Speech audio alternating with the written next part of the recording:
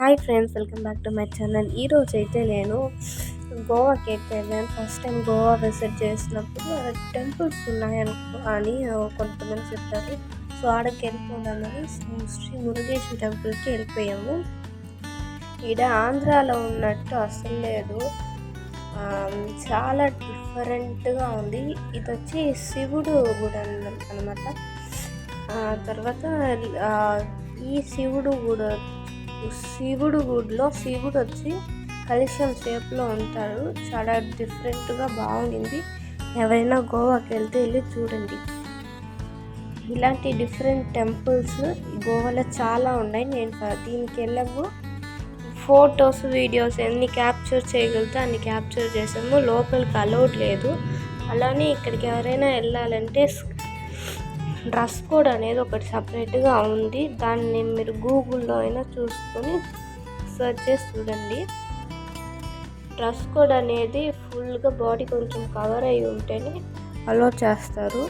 Sleeveless అలా అయితే allow చేయట్లేదు. బాయ్స్ కూడా షార్ట్స్ వేసుకోరాకూడదు.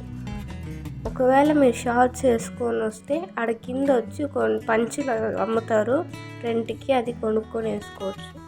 ఇక్కడ గార్డెన్ మెయింటెనెన్స్ అయితే సూపర్గా ఉంది. ఒకసారి ఫొటోస్ అయితే బాగా తీసుకోవచ్చు.